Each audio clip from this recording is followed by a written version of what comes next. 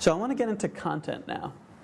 I talk so much about great content, and great content truly can be the key to bringing a ton more traffic and clients to your business. But what do I mean when I say that?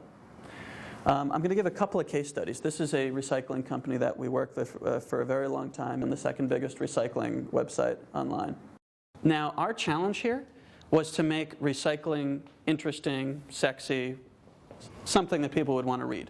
Now, frankly, recycling is not very interesting, maybe if you really get into it, but to most people, if you want to talk to them about recycling, they're going to not be particularly interested. But there are ways to make it very interesting. And we mostly focused on the angle of recycling as anything that's repurposed, that's not just thrown out. So in this case, we looked at cars.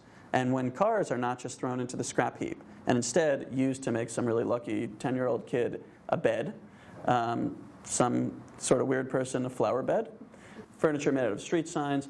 On the right we have telephone books that are carved, made into art. These are just sort of quirky little oddities, really just interesting little things. Each one of these got more than 200 shares. That's why I picked them. They were like above that arbitrary number of 200 shares on social bookmarking sites. This was back when Digg was popular, D-I-G-G. It's a social bookmarking site where people vote up and down the content of the day that's interesting. Reddit is now the most popular site in that category. So these would probably do very well on Reddit as well. So that's a couple of articles that did very well around recycling. This was an animal shelter. It's a bit of kind of cheating on my side to show something so easy to get links for. If you're an animal shelter, you're going to get a lot of links. Because, if you don't, then there's a problem in your marketing department. So in this case, we created an article that did super well. I think it got, whatever it is, 20, 30,000 people in a single day to arrive at the website, and it kind of broke the servers and everything because we didn't expect that. But it's called something like 15 Incredible Images of Animal Emotions. And it's basically showing human emotions through animals. Now, it's not like we know that these animals are feeling these emotions or anything, but we create an emotional connection with people by doing this. So the swans up there are demonstrating love. The dog is sadness. I think that's contentment or happiness. The squirrel is curiosity, security. Excuse me, that's a squirrel.